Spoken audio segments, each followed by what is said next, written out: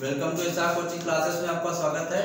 हम लोग high school का साइंस का एक चैप्टर था प्रकाश। ये चैप्टर हमारे इंटर में भी है और हाई स्कूल में भी है।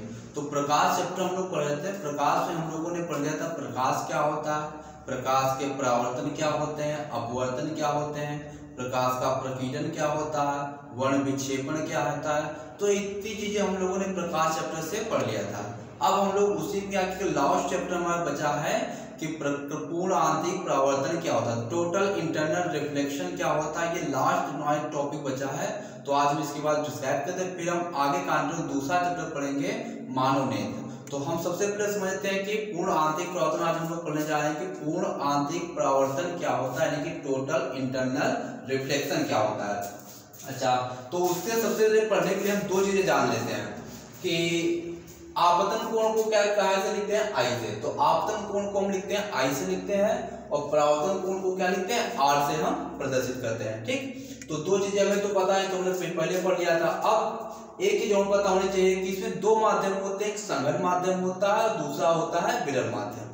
तो हम ये जान गए कि संघन माध्यम कौन सा होता है और विरल माध्यम कौन होता है। तो जहां पर अगर वेग हमारा कम हो, यानी कि जहां पर अगर वेग कम होता है तो माध्यम कौन सा होता है, संघन माध्यम होता है। और जहां पर वेग अधिक होगा, यानी कि जहां पर वेग अगर अधिक होगा तो माध्यम कौन सा होगा, हमारा विरल होगा।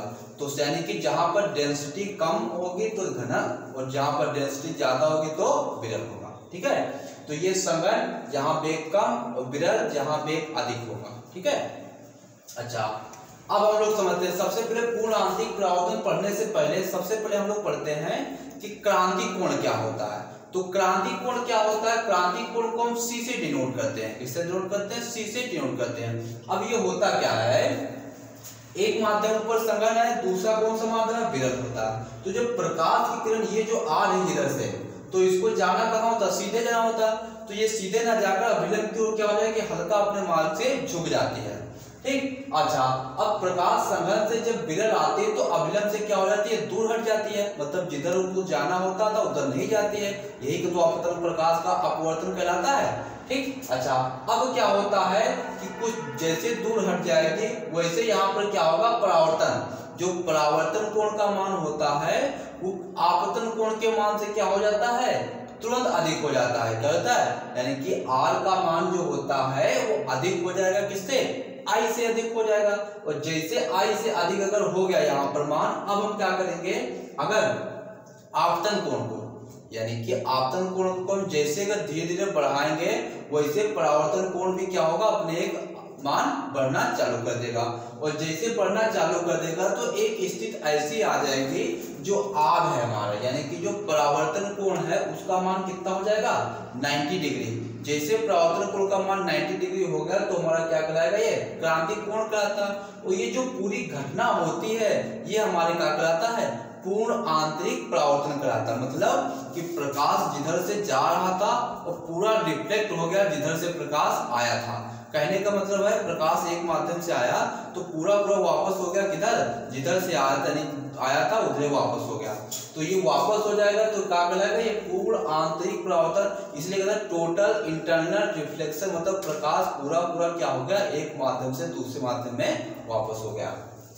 तो चित्र के माध्यम से हम समझ लेते हैं, ये कोण इधर जाना था, ना हुई, अभिलंब से दूर उठ गई। अब जैसे हम क्या करना चालू कर दिए, अब जैसे ये कंडीशन होगी वैसे यहाँ आर परावर्तन कोण का मान क्या हो गया, तुरंत अधिक हो गया। अब परावर्तन कोण का मान यहाँ पर अधिक हो गया। अब हमने क्या किया, आपतन कोण का मान बढ़ाना प्रारंभ कर दिए। जैसे आपतन कोण का मान बढ़ाते हैं तो ये एंगल देखो कितना हो गया, देखो 90 डिग्री हो गया।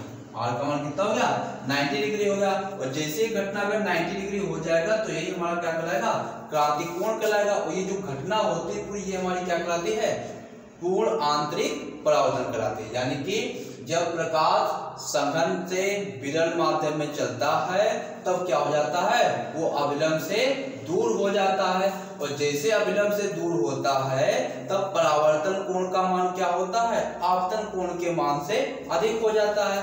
अब अगर हमने क्या किया, आपतन कोण का मान धीरे धीरे बढ़ाना प्रारंभ कर देंगे तो परावर्तन कोण का भी मान बढ़ता है, वो एक निश्चित समय बाद तक रहता है। तो ये घटना क्या कहलाती है, क्रांति कोण कहलाती है। जो पूरी घटना चक्र होता है हमारा क्या कहलाता है, ये पूर्ण आंतरिक परावर्तन कहलाता है।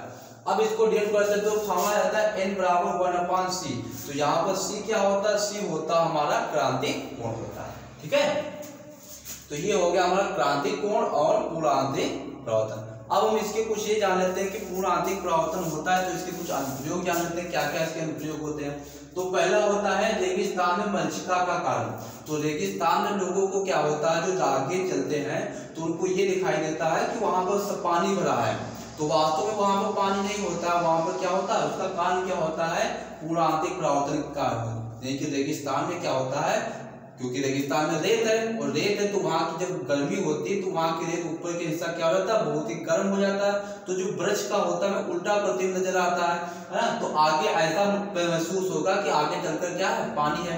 वैसे भी अगर यहाँ भी देखा जाए कि गर्मियों में क्या होता है, रोड पर चलते हैं तो देखते हैं कि आगे कुछ ना कुछ पानी भरा है, तो पानी भरा हो तो हमें किसके कारण दिखाई देता है, पूर्ण आंतरिक परावर्तन के कारण नजर आता है। ठीक है, दूसरा कांच में पड़ी दीवार का दरार का चमकना। अब अगर कांच अगर कहीं से ब्रेक हो जाती है, टूट जाती है, तो जब प्रकाश उसमें से रिफ्लेक्ट होता है तो हमें शाइनिंग करता है, चमकता है। तो चमकता है उसका कारण क्या होता है, पूर्ण आंतरिक परावर्तन के कारण क्या होता है, वो चमकता है। ठीक है, अच्छा हीरे का चमकना। तो हीरा भी क्या होता है, चमकता। वास्तव में हीरा चमकता नहीं, किसके कारण चमकता है, वो पूर्ण आंतरिक परावर्तन के कारण क्या होता है, हीरे का चमकता है। ठीक है, पानी के भीतर रखी परतनली का चमकना। अब एक पानी होता है वो उसके कोई परतनली रख देते हैं तो उसमें प्रकाश जैसे आता है, पूर्ण आंतरिक परावर्तन आपतन कोण का परावर्तन के मान से अधिक हो जाता है, जिससे क्या होता है उसके जो परतनली रख देते हैं वो भी क्या करते हैं, हमारी चमकना चालू कर देती है।